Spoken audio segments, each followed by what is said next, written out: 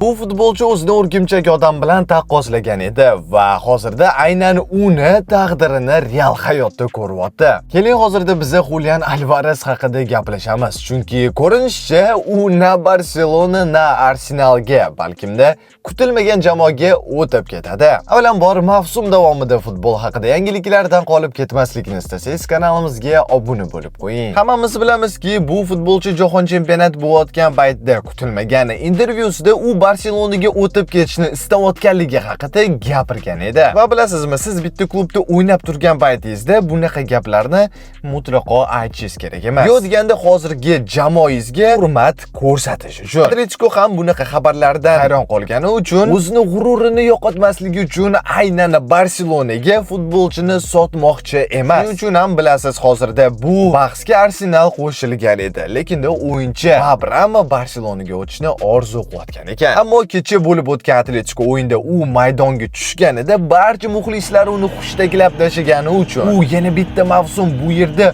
o'tkazolmasligini qabul qilib, endi boshqa jamoalarga o'tib ketishga ochiqligini ham bildirib o'tdi. Hozirda esa Atletico uni o'rnini bosish uchun Nicholas Jacksonni Chelseadan olmoqchi. Va Chelsea xuddi shu holatda Julian Alvarezni o'z klubiga qo'shib olishni istayapti. Va ko'rinishicha u aynan Londonga o'tib ketadi. Faqat qaysi bir jamoasiga hali noma'lum. Xo'sh, Atletico yulduzi shu harakatlari bilan to'g'ri ish qildimi yoki yo'qmi? O'z fikringizni izohlarda yozib keting.